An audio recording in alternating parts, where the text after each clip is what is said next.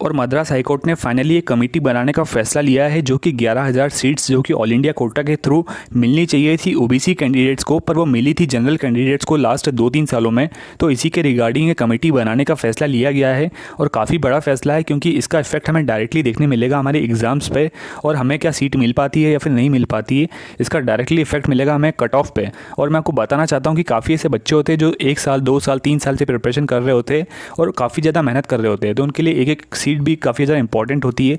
एक एमबीबीएस की सीट के लिए इतनी ज़्यादा मेहनत होती है, पर यार इसी के रिगार्डिंग ट्रांसपेरेंसी नहीं रह पाई है सिस्टम में और इसी के कारण ये कुछ एक्शंस हो पाए हैं और इसी के कारण अब मद्रास हाईकोर्ट ने एक कमेटी बनाने का फैसला लिया है इस बात की सच्चाई जानने के लिए कि क्या सचमुच लास्ट 2-3 सालों में जो सीट्स दी गई है जनरल के कैंडिडेट्स को, तो क्या ये सही था और ये ऑल इंडिया कोटा के थ्रू जो काउंसलिंग होती है उसमें जो सीट्स आती है उसका क्या बेसिस होता है, उसका पूरा मतलब रिसर्च करेंगे और उसका क्या डिसीजन आता है वो बहुत ज़्यादा डिपेंड करेगा। मैं आपको बता देना चाहता हूँ ये फैक्ट जो इन लोगों ने मेंशन करा है कि इसका जो भी डिसीजन आता है कमेटी के द्वारा इसका डायरेक्टली इफेक्ट 2020 पे नहीं पड़ेगा।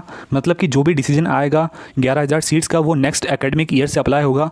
तो अगर आप ड्रॉप लेने का सोच रहे हैं तभी आपको इस डिसीजन से कोई फ़र्क पड़ेगा। अगर आपने मान लिया है कि आपको 2020 में ही एग्ज़ाम देना है और आप उसकी पूरी तैयारी कर रहे हैं तो आपको इस डिसीजन से कोई भी फ़र्क नहीं पड़ना चाहिए क्योंकि इसका इफेक्ट नेक्स्ट ईयर से हमें देखने मिलेगा। तो देखते हैं कि अब क्या कट ऑफ पे क्या अंतर आएगा, क्योंकि 11,000 सीट्स कोई कम नंबर नहीं होता, बहुत बड़ा नंबर होता है। और अगर ऐसा हो जाता है कि ओबीसी कैंडिडेट्स को सीट्स मिलती है तो कहीं ना कहीं कट ऑफ में बहुत ज़्यादा चेंजेस हमें देखने मिल सकते हैं। क्योंकि आपको बता दूं कि कट ऑफ जो है काफ़ी ज़्यादा जाता है ओबीसी कैंडिडेट्स के लिए, जैसा कि आप देख सकते हैं आपकी स्क्रीन पर। क्योंकि लास्ट ईयर भी आप देख सकते हैं कि कट ऑफ जो है ओबीसी कैंडिडेट्स के लिए ऑब्वियसली ज़्यादा गया था। तो कहीं ना कहीं अगर ये 11,000 सीट्स मिलती है तो ओबीसी कैंडिडेट्स को फ़ायदा होगा और सचमुच क्या रिजर्वेशन पॉलिसी अब इंडिया में अप्लाई होना चाहिए।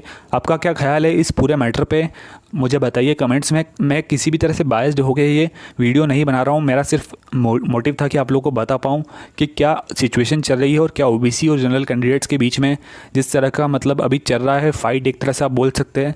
क्योंकि 11,000 सीट्स के लिए 11,000 एमबीबीएस सीट्स की वैल्यू आप जानते हैं कि कितने करोड़ों में होगी, क्योंकि इतना ज़्यादा पैसा गवर्नमेंट लगाती है आपके ऊपर, आपको डॉक्टर बनाने के लिए। तो कहीं ना कहीं बहुत ही बड़ा फैसला है ये और एक तरह से पूरी लाइफ डिपेंड करती है बच्चों की, क्योंकि कई बच्चे काफ़ी सालों से मतलब तैयारी करते हैं।